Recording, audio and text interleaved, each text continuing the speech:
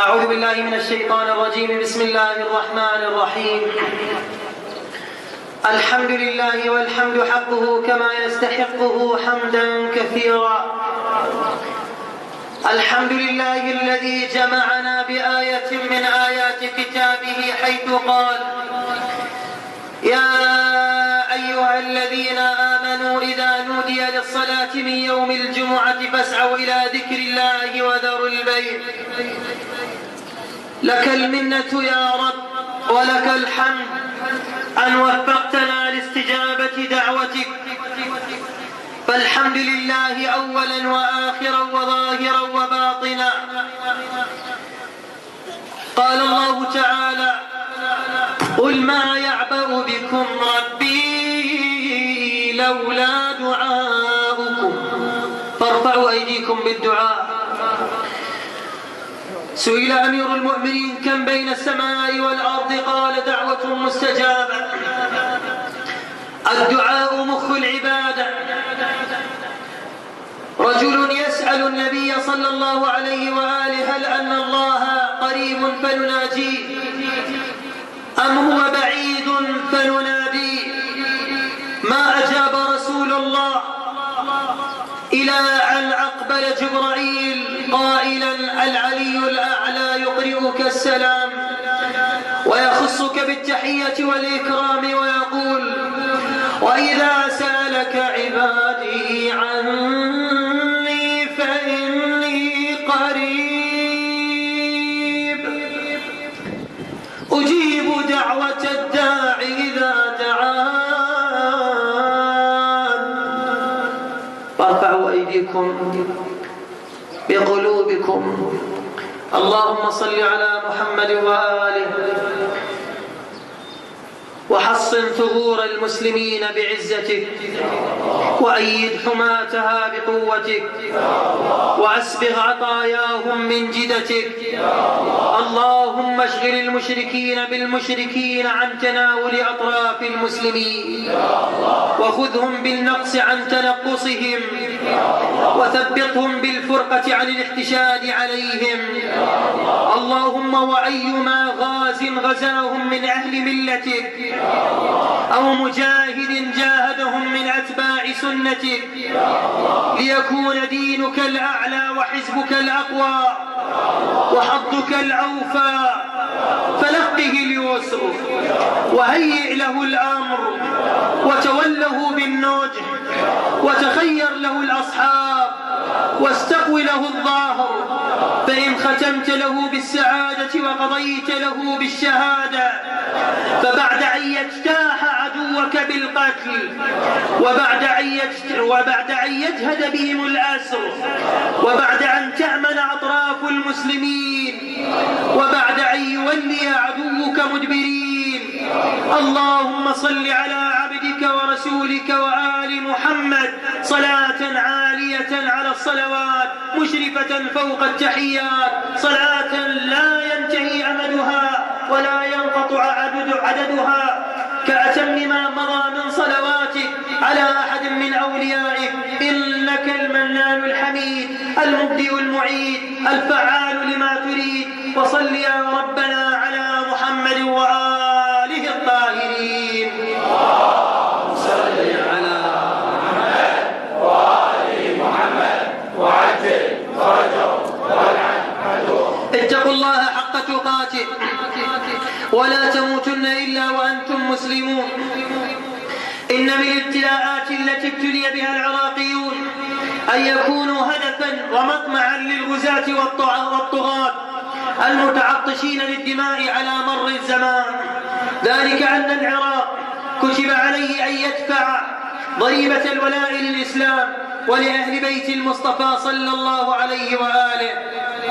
ذلك الولاء الذي يمتنع عن قبول ولاية الظالمين أو الرضا بسلطة المنافقين، حتى قال معاوية لأحد أصحاب أمير المؤمنين لما تجرأ عليه: أما والله لقد لمضكم علي بن أبي طالب الجرأة على السلطان. أي أن الإمام علي جرأكم وعلمكم أن لا تذلوا لطاغية كائنا من كان، وأن تتجرؤوا على السلاطين، فأصبحتم يا أهل العراق لا تطاقون. هكذا يقول معاوية. هذا الأول. ولأن أمريكا تريد فرض نفسها على العالم ربا يعبد من دون الله تعالى، وتكون لقوانينها الشيطانية الكلمة العليا بديلا عن القرآن الكريم والعطرة المطهرة. لقد استخدمت أمريكا قوتها العسكرية التي تتبجح بها لتدمير العراق وتخريبه، ولكنها عندما ذاقت ضربات المقاومة الموجعة على يد أبطال جيش الإمام المهدي في السنوات التي خلت، وبعد أن ديست ربوبيتها المزيفة بنعل المجاهدين، أعادت النظر في كيفية مشروعها وإمراره وتمريره في تدمير العراق وشعبه، فجاءت بنتاج سفاحها مع الوهابية التكفيريين المتجسد بداعش. هذا السفاح المتجسد بداعش التي يمكن أن نعدها يقينا بلا تردد الجيش الرديف لجيش الاحتلال الأمريكي والعصابات الصهيونية. وقاموا أي الأمريكان قاموا بتوظيف الطائفية وتصوير المشكلة أنها مذهبية بين السنة والشيعة تضليلا للرأي العام، ومن أجل إبعاد وصمة الإجرام والسادية عن وجهها المسخ الذي يرتدي كذبا وزورا قناع الديمقراطية والحرية وحقوق الإنسان. وتصوروا، وقد خيب الله فعلهم، تصوروا أن داعش وحوش لا تقهر، ولا سيما مع الضعف الذي خامر مؤسسات الحكومة العسكرية والأمنية، غير أن الشعب الذي لمضه جرعه علي بن أبي طالب عليه السلام، وتغلغلت في روحه عزيمة الحسين والعباس عليهم السلام، أفرز من رحم القهر والضيم حشدا شعبيا أسقط الرهانات وأذهل العالم، وهو يحصد رؤوس الدواعش ويطردهم من أراضينا كما تطرد غريبة الإبل عن وردها. ولولا أن أمريكا تداركت دواعشها وجعلت لهم حماية جوية لكان الحشد الشعبي قد طرد آخر داعشي منذ أشهر من جميع ربوع العراق. أكرر هذه العبارة: ولولا أن أمريكا تداركت دواعشها وجعلت لهم حماية جوية لكان الحشد الشعبي قد طرد آخر داعشي منذ أشهر من جميع ربوع العراق.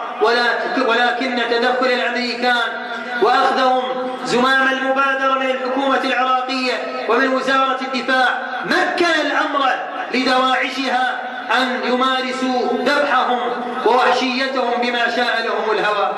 واليوم ومع عودة الحشد الشعبي إلى الواجهة أصبح واضحا للجميع ضرورة أن تكون المبادرة بيد القوات العسكرية العراقية وبالتنسيق مع الحشد الشعبي، بعد أن اتضحت أمريكا بدورها المشبوه والداعم لداعش لتدمير ما تستطيع من العراق أرضا وشعبا، وليرتفع من جديد عمليا شعار الرفض. نحن لنرفع من جديد عمليا شعار الرفض المطلق الذي أطلقه السيد شهيد الصدر قدس سره من منبر الكوفة العلوية، ولنردده جميعا بأعلى أصواتنا بهذه الحناجر التي لمضها الصدر قدس سره الجرأة على السلاطين: كلا كلا أمريكا، كلا كلا أمريكا، كلا كلا أمريكا، كلا كلا أمريكا، كلا كلا إسرائيل،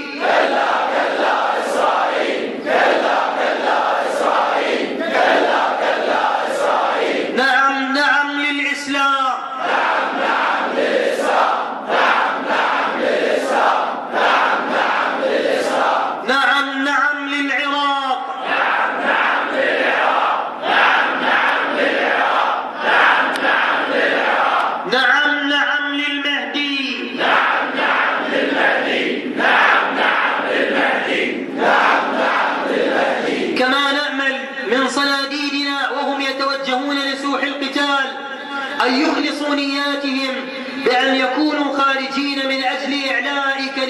لا إله إلا الله ومن أجل الدفاع عن المستضعفين وليس من أجل أي شيء آخر. فإن انتصرتم كنتم مصداقا لقوله تعالى: يا أيها الذين آمنوا إن تنصروا الله ينصركم ويثبت أقدامكم وإن قضى أحد نحبه منكم في سبيل الله سينال مرتبة الشهادة التي لا يستحقها إلا من أخلص نيته لله، كما قال عز وجل: وما لكم لا تقاتلون في سبيل الله.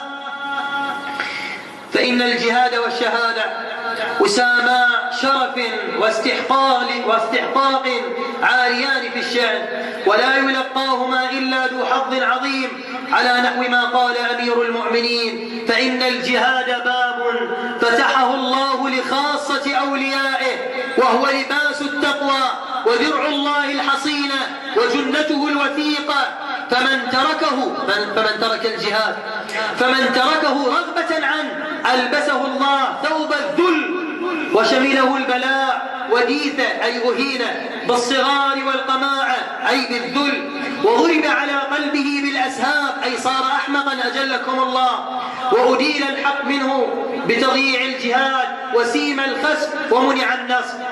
ولنعلم جميعا أن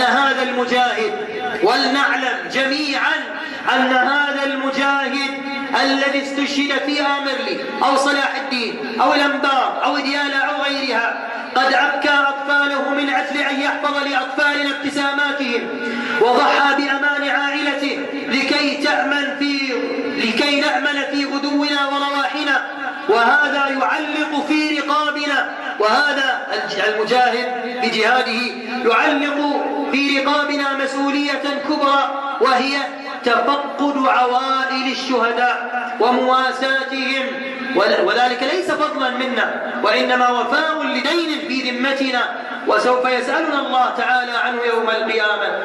حي الله الغيورين من أبناء الجيش العراقي وكل الأجهزة الأمنية، وحي الله صناديد الحشد الشعبي وهم يلقنون أعداء العراق وأعداء الإنسانية درسا لن ينسوه أبدا، وكذلك يمهدون لدولة العدل الإلهي الكبرى التي ستقضي بقيادة الإمام المهدي عجل الله تعالى فرجه على كبرياء الغرب وعنجهيته. بسم الله الرحمن الرحيم: تبت يدا أبي لهب وتب ما أغنى عنه ماله وما كسب سيصلى نارا ذات حطب وامرأته حمالة الحطب وامرأته حمالة الحطب في جيدها حبل من مسد. صدق الله العلي العظيم.